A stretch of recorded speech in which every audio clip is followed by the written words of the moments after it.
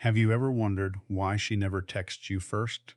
Yet she never disappears either, she replies, but she won't initiate. She stays in your life, but never steps forward. For most men, that pattern feels confusing, frustrating, almost like a puzzle they can't solve. But what if her silence isn't random at all? What if it's telling you something about her mindset and something even more important about yours? The truth is, when a woman never reaches out first, she's revealing a dynamic most men completely miss. And unless you respond the right way, you'll keep chasing while she keeps drifting. Today, I'm giving you the 6 things you must do when she never takes the first step. 6 shifts that flip the power balance, expose her real intentions, and put you back in control. Before we move forward, pause for a second and be honest with yourself. How many times have you minimized your own needs just to keep a connection alive? How often have you carried the weight of the effort because it felt safer than facing the possibility that she's not equally invested?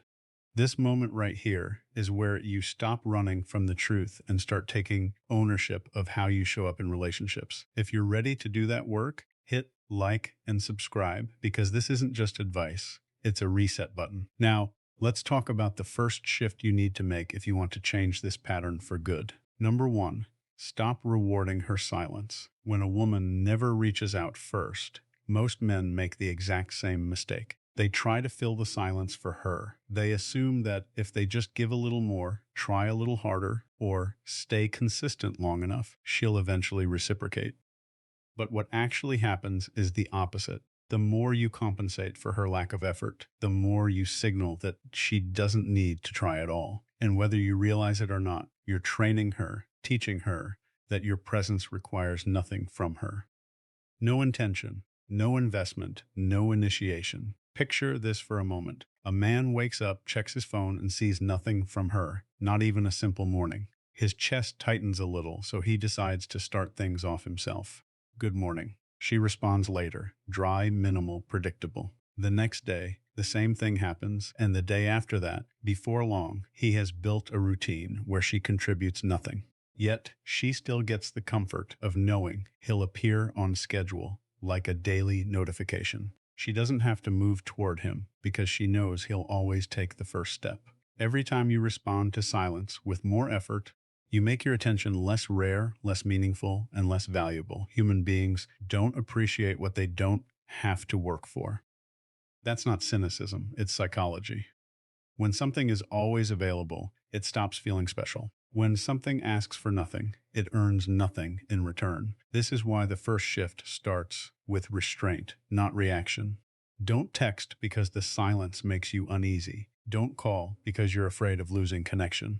Don't check in just to reassure yourself that she still cares. Let the silence exist. Let the space breathe. Let her feel the absence of what she has grown used to receiving without effort. You're not punishing her, you're protecting yourself. You're preserving the value of your presence instead of handing it out like a clearance sale. Your attention is a currency, and when you spend it freely on someone who hasn't paid anything into the connection, you bankrupt its worth. Here's the truth. Most men never learn. Silence only gains power when you stop trying to fix it. When you stop covering it with texts and calls, it becomes noticeable. It becomes meaningful. It becomes a mirror showing whether she cares enough to step forward or whether she was always content letting you carry everything. Silence only makes noise when you stop covering it with your effort. Number 2, match her energy. Most men don't lose a woman because they're too kind or too genuine. They lose her because the dynamic slowly tilts out of balance, and they keep giving long after she has stopped meeting them halfway. Attraction needs reciprocity. Connection needs rhythm. And when one person is sprinting while the other is barely walking, the gap doesn't stay emotional. It becomes visible. Picture this. A man sends 4 texts throughout the day. Little check-ins, updates, jokes he hopes will land. Hours pass. She might respond once, maybe twice if he's lucky. Short replies, no questions back, no effort. But instead of noticing the imbalance, he convinces himself he just needs to stay consistent, show interest, or prove he's different. So he doubles down. He thinks effort will inspire effort. But what she feels isn't inspiration, it's pressure. It's one-sided pursuit. It's the kind of energy that doesn't pull a woman closer, it makes her lean away. Overcompensation doesn't come from strength, it comes from fear. Fear of losing her, fear of being forgotten, fear that if he stops trying, she'll disappear. And that fear is exactly what turns his good intentions into neediness. Women are incredibly intuitive. They can feel when a man is pursuing from confidence and when he's pursuing from insecurity. And nothing dilutes attraction faster than a man who tries to earn what should come naturally. Think of connection like a dance. It's not about one person taking all the steps. It's about movement meeting movement. If one partner carries all the rhythm, all the coordination, all the effort, it's not a dance anymore. It's someone trying to drag another person across the floor. That's what happens when you give more than you receive. It stops being connection and becomes emotional labor. The shift you need to make is simple but powerful. Mirror her investment. If she texts with intention, respond with the same warmth. If she calls and plans, meet her there. But if she goes quiet, you don't break the silence just to keep the illusion alive. You don't chase her shadow. You don't try to revive something she's not feeding. Matching her energy is not about being cold. It's not about playing games. It's about standing tall in your own dignity and allowing her to reveal her true interest without you carrying the entire weight. When a woman feels that balance push and pull, something changes. If she's genuinely interested, she leans in. She starts matching you back. But if she's not, her lack of investment becomes unmistakable. And that clarity is a gift, not a loss. Matching energy isn't distance, it's dignity. Number 3, reclaim your emotional control. There's a moment almost every man knows too well. The quiet pause after you hit send when you're waiting for her reply, like your whole day hangs on that tiny gray bubble. You check your phone every few minutes. You tell yourself you're not anxious, but your mood says otherwise. If she responds quickly, you feel relieved, even energized. If she takes hours or doesn't reply at all, the tension creeps in. Suddenly, your emotions aren't yours anymore. They're in her hands, tied to her timing, regulated by her attention. This is the trap. When your emotional state rises and falls based on whether she texts back, you've handed her a level of power she never asked for. Power over your peace, your confidence, your sense of stability. And here's what most men don't realize. That shift doesn't stay hidden. Women feel it. They can sense the subtle anxiety in your tone, the slight urgency behind every message, the unspoken hope that she'll validate you with a few typed words. And the moment a woman senses that her approval is the center of your emotional world, something changes. Attraction fades. Respect slips. Not because she's cruel, but because dependence never feels like strength. Picture a man sitting at his desk, pretending to work. His phone lights up, only a notification from an app, not her.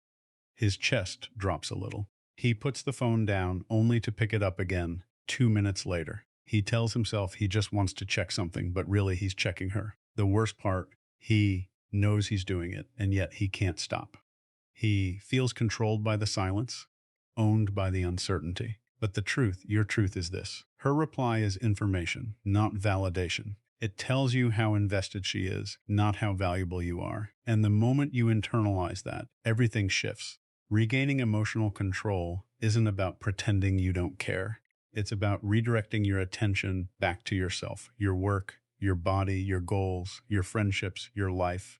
It's about refusing to let a notification dictate your mood. It's about remembering that your time and energy have weight and your emotions deserve to be in your hands, not someone else's.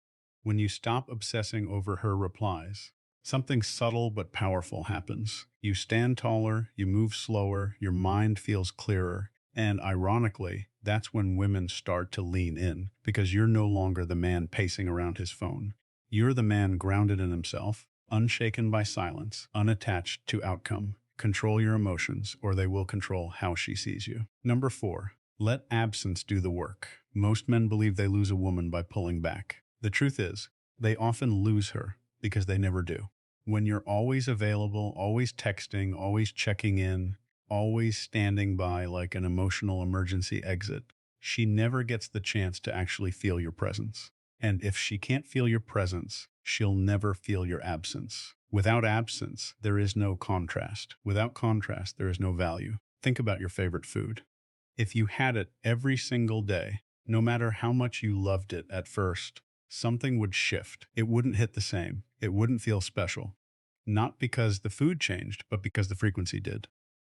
Too much presence kills appreciation, and the same principle applies to attention, effort, and emotional availability. Overexposure dulls desire. Now, imagine a man who showers a woman with constant messages, constant updates, constant reassurance. He thinks he's nurturing the connection. He thinks he's building closeness. But what he's really doing is flooding the space, leaving her no room to reach back, no room to wonder, no room to feel anything except mild overwhelm or quiet indifference. She doesn't have time to miss him. She doesn't have space to crave him. He's there before she ever has the chance to notice he was gone. Absence works because it creates clarity. When you stop over-delivering, her real level of interest rises to the surface. If she values you, she'll move toward you. She'll check in. She'll initiate. She'll step forward into the space you've opened. But if she doesn't, her silence will grow. Not because you caused it, but because you finally stopped covering it.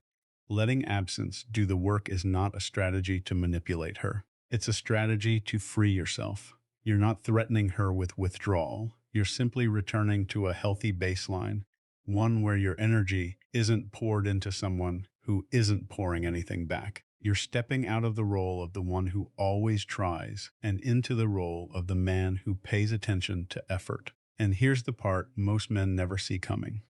When you stop flooding her with attention, she starts to feel the shifts inside herself. She notices the missing good morning text. She wonders why you're not available like before. She feels the difference. Not because you punished her, but because you stopped cushioning her lack of investment. Absence doesn't push the right woman away. It reveals her. It shows you whether she cares to meet you in the middle or whether she was only comfortable with you doing all the work. She can't miss what never leaves. Give her something to miss. Number 5, test her interest. There's a particular kind of confusion that traps a lot of men. The situation where she never initiates, but she always responds. Not enthusiastically, not with effort, but enough to keep you guessing, enough to keep you hoping. And because she doesn't fully disappear, you tell yourself there's something there. So you keep carrying the momentum. You keep being the one who reaches out first, who keeps the conversations alive, who makes the plans. And the entire time you're left wondering whether she's interested or just entertained. This is where clarity becomes essential. When someone gives mixed signals, the worst thing you can do is keep filling the gaps for them. Because as long as you compensate for her low effort, you'll never know her real level of investment. She doesn't need to show it. She doesn't need to try. You've made the connection too easy to coast on. Picture a man who sends her the same good morning text every day. It's practically part of her routine. Now, some days she answers, some days she doesn't. Some days she replies hours later with a short, emotionless message. And yet, he keeps doing it because he's afraid that if he stops, she'll drift away. What he doesn't realize is this. If something fades the moment you stop carrying it, it was never real to begin with. Testing her interest doesn't mean playing games or manipulating her. It means creating an opportunity for her to show up. It means removing yourself just enough so you can see what happens when you're not doing all the work. Stop being the first to text. Stop being the one who always follows up. Stop being the only person investing energy into the connection. Step back, not dramatically, not with attitude, but with intention. Then observe. Does she close the distance? Does she notice the shift? Does she reach out, check on you, ask to see you? Or does she let the silence sit comfortably, like it doesn't cost her anything at all? The beauty of this approach is that it exposes the truth without a single confrontation. Her actions will answer the question you keep avoiding. If she cares, she'll show it. If she doesn't, she'll stay quiet. And that silence is your clarity, not your failure. You're not losing her. You're losing the illusion that she's invested. If the connection only exists when you carry it, you're not in a relationship, you're in a performance. Let her actions reveal what her words never will. Number 6, raise your standards. There comes a point where the problem is no longer her silence, her inconsistency, or her lack of effort. The problem becomes the standards you've allowed yourself to settle for. When you keep holding on to a woman who gives you nothing back, you're not acting out of love, you're acting out of fear. Fear of being alone, fear of starting over, fear that this might be the best you can get. And those fears quietly convince you to accept crumbs and call them a connection. Picture a man who keeps a woman in his life, even though her investment is zero. She doesn't initiate. She doesn't plan. She doesn't show excitement, but she responds just enough to keep him around. He tells himself, maybe she just needs time, or maybe she's not good at texting, or maybe she's dealing with something. He builds explanations to protect his hope instead of protecting his self-respect. And because he's afraid of losing her, he never asks what he's losing by keeping her. Here's the truth. Most men avoid. A man without standards becomes a man without options. When you tolerate neglect, you train yourself to believe that this is all you deserve. You shrink your world to fit her indifference. And the longer you stay in that dynamic, the more you convince yourself that her bare minimum is a privilege rather than an insult. Raising your standards is not about becoming harsh or demanding. It's about becoming honest with yourself first. It's acknowledging when someone isn't meeting you halfway. It's recognizing when you're the only one investing. It's accepting when the connection is only alive because you keep giving it CPR. And instead of clinging to potential, it's choosing to value your peace more than the fantasy you're holding on to. Your standards are the filter that determines who gets access to you. When you raise them, something powerful happens. The wrong women fall away, and the right one step forward effortlessly. Women who genuinely value you don't make you guess. They don't leave you hanging. They don't ask you to prove your worth through endless effort. They bring reciprocity naturally because they see your value immediately. Your worth isn't measured by how long you can hold on to someone. It's measured by how willing you are to walk away when you're not valued.